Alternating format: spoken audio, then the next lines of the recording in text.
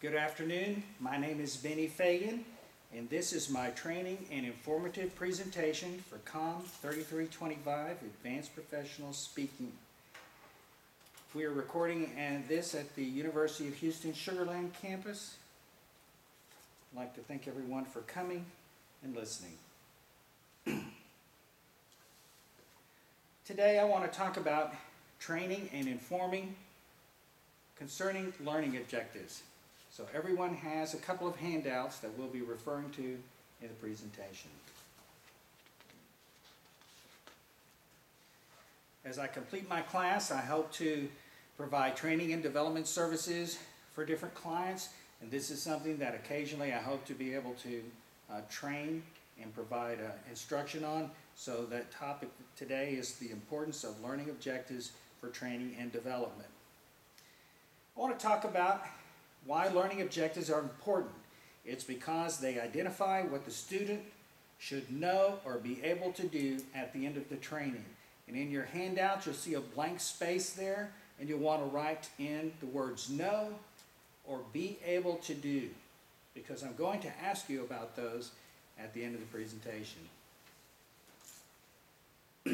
Know or be able to do at the end of the training. Learning objectives tell us three very important things. First, who learning objectives are written for. Learning objectives are written for the student, not the teacher. What learning objectives specify the knowledge or skills that will be learned. And thirdly, learning objectives begin with a verb, and they must be measurable. Look at your handout and we'll see a couple of examples of good and bad learning objectives. The first example I have is teach the class word processing. Now, thinking about the three things we just spoke about and what you wrote, why is this not a well-written learning objective? And I'll ask the group. It's not specific enough. I'm sorry? It's not specific enough, It's not specific. and it doesn't talk about the student. or That's the right. personal learning. It says teach word processing. So that's written from the point of view of the teacher and not the student. So it's not written from the correct point of view, and it's not specific enough. So take a look at the second example. Using Microsoft Word, create a one-page document and spell check the document. So why is this a good learning objective? Because it's not vague and because it's written from the right point of view. All right, Cassandra says it's written from the right point of view. It says what the student will do, and it's not vague. So would you be able to test and verify if they created the document and spell checked it? Yes, because it's specific. All right, let's talk about verbs. Learning objectives must begin with a verb. And we'll speak about Bloom's taxonomy. In 1956, Benjamin Bloom headed a group of people who developed a classification system for levels of learning.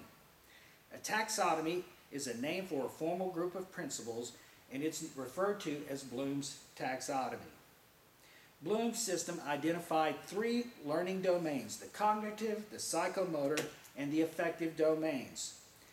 In the cognitive domain, Bloom identified 6 levels that range from simple recall of facts at the lowest level to abstract and the highest level, which is called evaluation. Now, I've given you a handout that lists Bloom's taxonomy for the 6 areas in the cognitive level, which we deal with the most frequently. And if you'll notice, we have verbs for knowledge at the very far side of the paper on the left, then comprehension, application, analysis, synthesis, and finally, evaluation. So writing a learning objective, you want to use verbs, and this Bloom's taxonomy is a wonderful reference to use when writing your learning objectives. So, let's talk about verbs.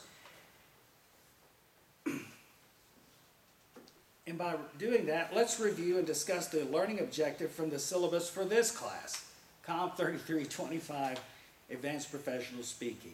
The objective from the syllabus states, and I'm quoting, review professional speaking principles and be able to apply them through a number of classroom presentations, including working in groups and individually. So, why is this a well-written learning objective? Jennifer? Because it uses the word apply, which is an application verb. Very good, looking at Bloom's taxonomy. Thank you. Also, is this written from the student or the teacher point of view?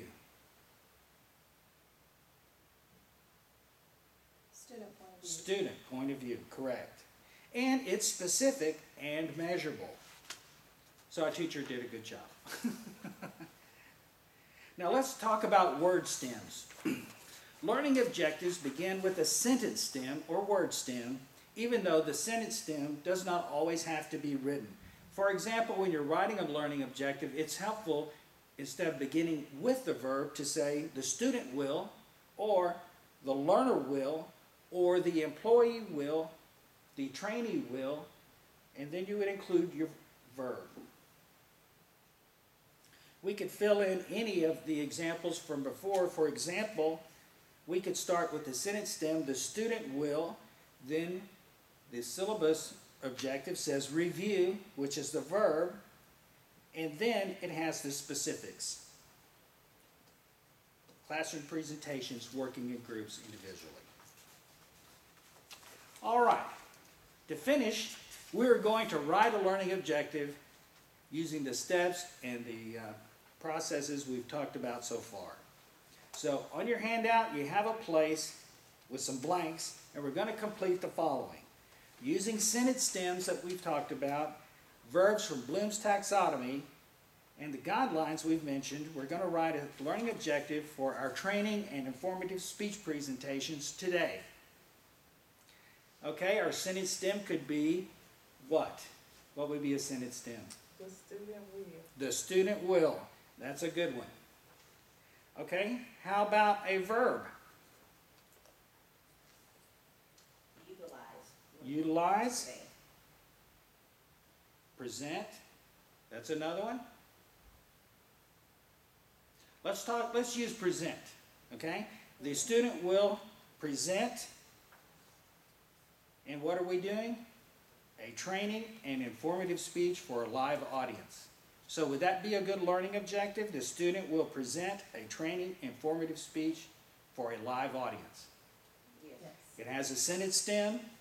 The verb here is present, the one I picked of suggestions, and measurable and informative speech for a live audience. Well, do we have a live audience? Well, the camera showed it. We do. We're pretty much alive, right?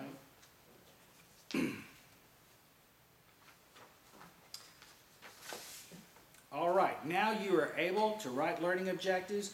You may find an opportunity to write learning objectives if you're doing training on any job.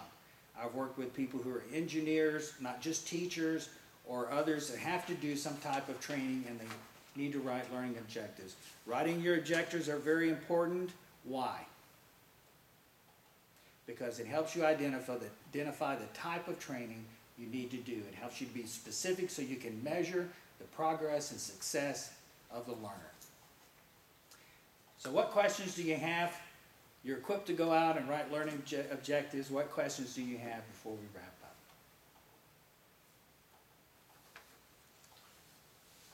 On the Bloom's taxonomy, it's got the different categories. Is it better to use them from one category than the other?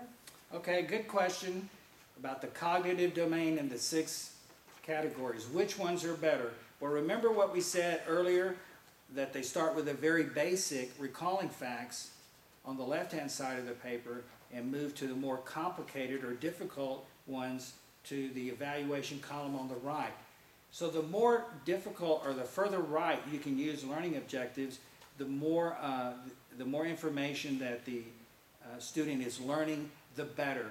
For example, it's very easy to say list. That's a very basic objective. So there may be 3 things we talked about that objectives accomplished, list those. But on the far side of the page, evaluation, it would be much more difficult to interpret or to measure or predict or prioritize or rationalize those. So the further to the right, the more complex and the more effective the learning is. So when you start, it's easy to begin with the left, but try to move more to the right as much as you can. Any other questions? Well, thank you very much. I look forward to listening to the rest of the presentations today. Also, feel free to take your copies home from your handouts. I think you'll refer to them again in the future. Thank you.